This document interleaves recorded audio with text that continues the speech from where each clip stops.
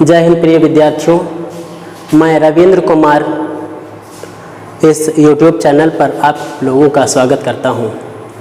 आप लोग इस चैनल पर हमसे हिंदी और संस्कृत का अध्ययन करेंगे।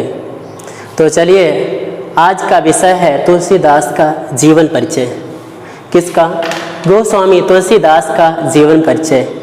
इनका जन्म सन 1532 ईस्वी में सन 1532 ईस्वी में बांदा जिले के राजापुर नामक गांव में हुआ था।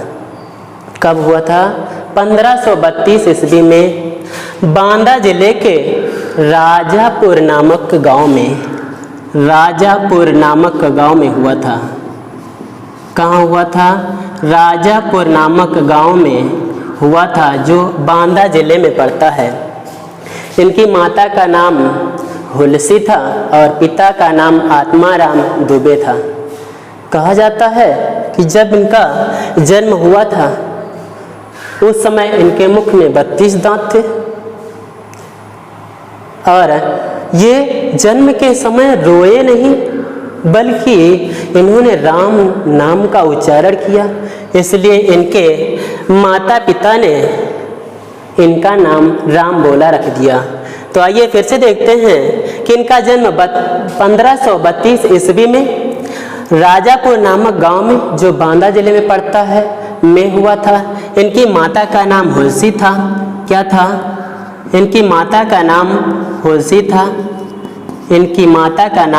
था और पिता का नाम आत्माराम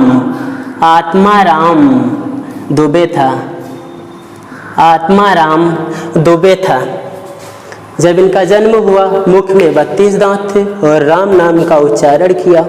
वैसे तो जिस बच्चे के मुख में 32 दांत होते हैं जन्म के समय, वो तो अशुभ माना जाता है।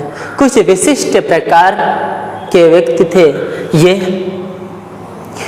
जन्म तो अभुक्त मूल नक्षत्र में हुआ था, जो कि अशुभ माना जाता है। अभुक्त मूल नक्षत्र किसे कहते हैं? ज्येष्ठा नक्षत्र की आखिरी घड़ी का आधा समय और मूल नक्षत्र की पहली घड़ी का आधा समय, अर्थात 24 मिनट का जो बीच का समय है, उसको अभुक्त मूल नक्षत्र कहते हैं। उसमें जन्म हुआ था इनका, इसलिए इनके माता पिता बहुत चिंतित थे। इन्हें ले जाकर मुनिया या चुनिया, कहाँ? मुनिया या चुनिया नाम की दासी के यहाँ छोड़ आए थे। उन्होंने, अर्थात मुनिया ने इनका पालन पोषण किया और जब ये बड़े हुए तो इन्हें स्वामी नरहरि दास के पास छोड़ आई थी। किसके पास छोड़ आई थी? नरहरि दास के पास छोड़ आई थी। इन्होंने वहाँ पे अध्ययन किया और वहाँ पढ़ने के बाद ये वेदांगों का अध्ययन करने के लिए काशी चले गए थे। काशी में इन्होंने अध्ययन करके जब ये घर लौटे, उसके बाद इनका विवाह हुआ रत्नावली के साथ। किसके साथ हुआ? रत्नावली के साथ। रत्नावली जो दीनबंधु पाठक की पुत्री थी। अब आप सोच रहे होंगे कि इनके पिता, अर्थात रत्नावली के पिता दीनबंधु पाठक और गोस्वामी तुलसीदास के पिता आत्माराम दुबे, खैर जो भी जैसा भी रहा हो, दुबे या पाठक, कोई बात नहीं है। ये अपनी पत्नी से इतना असीम प्रेम करते थे कि एक बार की बात है, जब ये रत्नावली नैहर चली गई थी और ये यहाँ घर पर रह रहे थे। एक दिन की बात, भारी बारिश हो रही थी और नदी उफान पे थी। ये उनसे मिलने के लिए निकल पड़ते हैं और जब नदी किनारे पहुँचते हैं तो देखते हैं, ओ कितनी बाढ़! ये विह्वल फिर भी नहीं होते हैं बाढ़ से, बल्कि तभी एक मुर्दा बहता हुआ आता है और ये उस पर सवार होकर पार हो जाते हैं। जब ये पत्नी के पास पहुंचते हैं तो इनकी पत्नी बहुत गुस्सा होती है।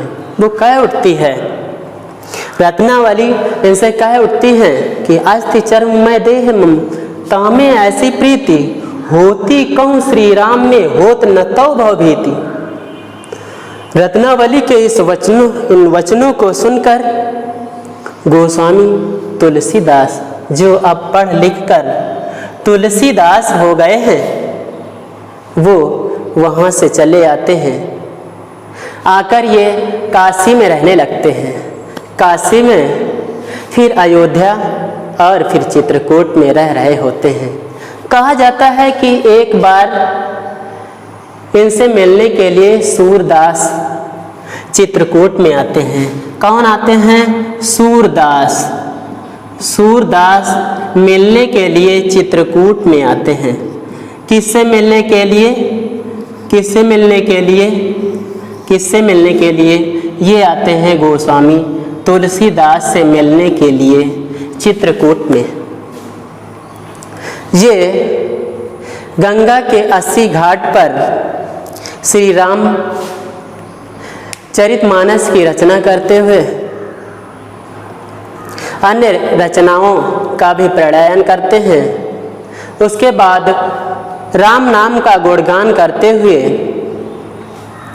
गंगा के 80 घाट पर सन 1623 ईस्वी में ये पंचतत्व में विलीन हो जाते हैं। कब विलीन हो जाते हैं? 1623 ईस्वी में। चलिए एक बार इनके जीवन परिचय के बारे में फिर से देख लेते हैं। गोस्वामी तुलसीदास का जन्म पंडित राम गुलाम द्विवेदी के अनुसार 1532 ईस्वी में बांदा जिले के राजापुर नामक गांव में हुआ था। इनकी माता का नाम हुलसी और पिता का नाम आत्माराम दुबे था। माता का नाम हुलसी और पिता का नाम आत्माराम दुबे था। कहा जाता है जब इनका जन्म हुआ था तब इनके मुख में 32 दांत थे और जन्म के समय रोए नहीं थे बल्कि राम नाम का उच्चारण किया था। इसलिए इनके माता पिता ने इनका नाम राम बोला रख दिया। और इनका जन्म तो अभुक्त मूल नक्षत्र में हुआ था जो अशुभ माना जाता है। इसलिए इनके माता पिता मुनिया या चुनिया नाम की दासी के यहाँ छोड़ आए थे। ये मुनिया या चुनिया नाम की दासी इनका पालन पोषण करती हैं और उसके बाद थोड़े बड़े होने पर स्वामी नरहरि दास के पास विद्या अध्ययन के लिए छोड़ आती हैं। स्वामी नरहरि दास के पास वो स्वामी तुलसीदास अध्ययन करने के बाद में काशी जाते हैं जहाँ वेद वेदांगों का अध्ययन करते हैं। और जब घर आते हैं तो दीनबंधु पाठक की पुत्री रत्नावली के साथ इनका विवाह हो जाता है। ये अपनी पत्नी से इतना प्रेम करते थे कि एक बार ये बाढ़ और नदी का उफान न देखते हुए, उसकी परवाह न करते हुए अपनी पत्नी से मिलने के लिए निकल पड़ते हैं। और जब ये वहाँ पहुँचते हैं इनकी पत्नी क्रोधित होती है और इनको फटकारती है।